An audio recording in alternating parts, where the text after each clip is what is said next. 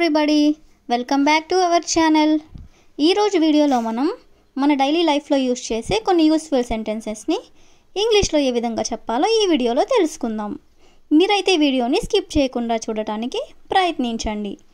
Video కనుక నచ్చినట్లయితే like చేయండి, షేర్ చేయండి. అలాగే మరిన్ని ఇంట్రెస్టింగ్ వీడియోస్ కోసం నా ఛానల్ని మీరు సబ్స్క్రైబ్ చేయండి.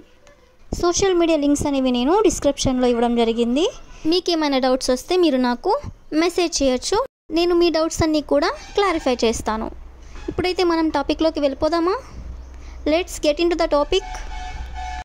First sentence of this video is నేను దారిలో ఉన్నాను. నేను దారిలో ఉన్నాను. మనం ఏదైనా ముఖ్యమైన పని మీద బయటికి వెళ్తున్నప్పుడు ఆలస్యం చేసినట్లయితే ఎవరైనా మనకి కాల్ చేసి ఎక్కడున్నావు అని అడిగినప్పుడు మనం ఇలా అంటూ ఉంటాం కదా, నేను దారిలో ఉన్నాను అని. ఈ సెంటెన్స్ని మనం ఇంగ్లీష్లో ఏ విధంగా చెప్పొచ్చు అంటే I am on the way. I am on the way అంటే నేను దారిలో ఉన్నాను అని. నెక్స్ట్ సెంటెన్స్ ఈజ్ నువ్వు ఏం చేస్తున్నావు. నువ్వు ఏం చేస్తున్నావు. ఎవరైనా ఏం చేస్తున్నారో తెలుసుకోవాలి అనుకున్నప్పుడు ఇలా అడుగుతూ ఉంటారు కదా, ఏం చేస్తున్నావు నువ్వు అని. ఈ సెంటెన్స్ని మనం ఇంగ్లీష్లో వాట్ ఆర్ యూ డూయింగ్.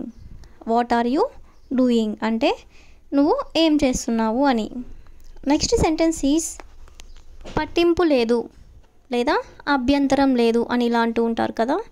ఏ విషయం గురించి అయినా పట్టింపు లేదు లేదా అభ్యంతరం లేదు అనుకున్నప్పుడు ఈ సెంటెన్స్ని మనం యూస్ చేస్తాం.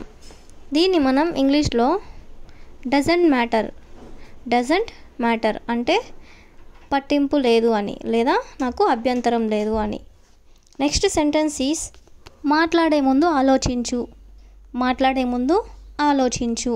ఎవరైనా పొరపాటుగా మాట్లాడినప్పుడు లేదా మనకి నచ్చని విధంగా మాట్లాడినప్పుడు మనం ఇలా అంటూ ఉంటాం కదా, మాట్లాడే ముందు ఆలోచించు అని. ఈ సెంటెన్స్ని మనం ఇంగ్లీష్లో think before you speak. Think before you speak అంటే మాట్లాడే ముందు ఒకసారి ఆలోచించు అని. నెక్స్ట్ సెంటెన్స్ ఈజ్ బాగా చేసావు, కొనసాగించు. బాగా చేసావు, కొనసాగించు. మనం ఎవరికైనా ఏదైనా పని అప్పగించినప్పుడు లేదా వాళ్ళు చేసే పని మనకి నచ్చినప్పుడు మనం ఇలా అంటూ ఉంటాం కదా, బాగా చేసావు, కొనసాగించు అని. దీన్ని మనం ఇంగ్లీష్లో well done, keep it up. Well done, keep it up అంటే బాగా చేసావు, కొనసాగించు అని. నెక్స్ట్ సెంటెన్స్ ఈజ్ నా కళ్ళ ముందు నుండి వెళ్ళిపో. నా కళ్ళ ముందు నుండి వెళ్ళిపో. ఎవరి మీదైనా మనకి బాగా కోపం వచ్చినప్పుడు మనం ఇలా అంటూ ఉంటాం కదా. ఈ సెంటెన్స్ని మనం ఇంగ్లీష్లో get out of my sight. Get out of my sight అంటే నా కళ్ళ ముందు నుండి నువ్వు వెళ్ళిపో అని. నెక్స్ట్ సెంటెన్స్ ఈజ్ నువ్వు దేని గురించి మాట్లాడుతున్నావు.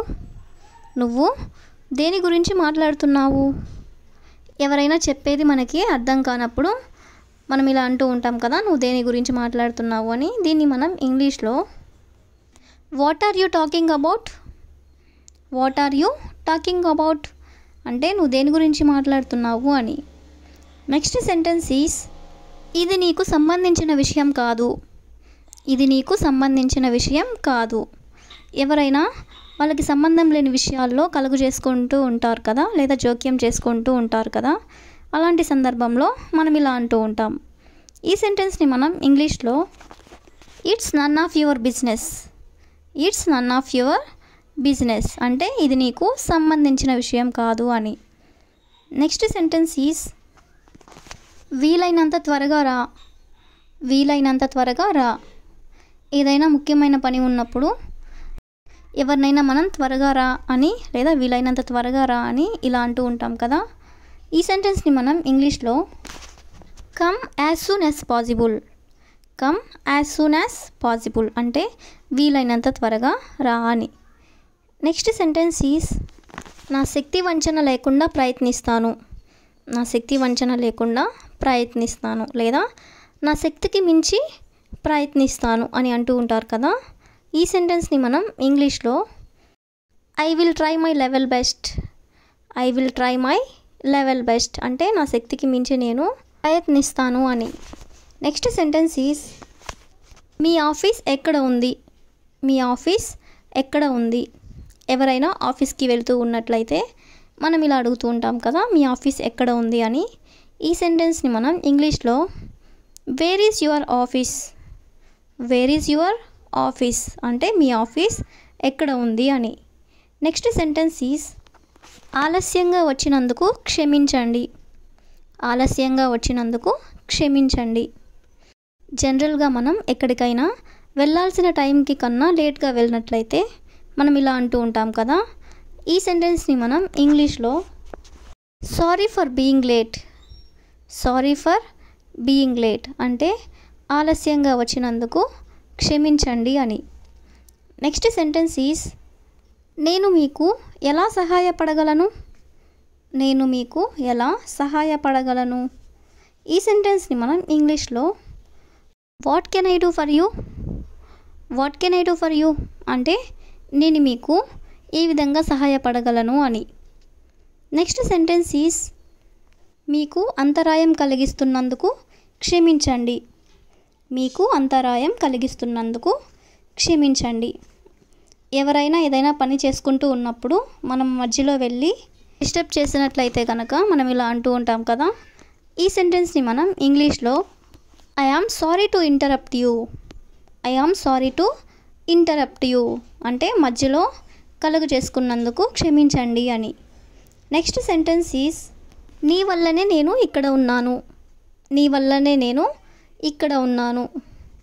ఈ సెంటెన్స్ని మనం ఇంగ్లీష్లో I am here because of you only, I am here because of you only అంటే నీ వల్లనే నేను ఇక్కడ ఉన్నాను అని.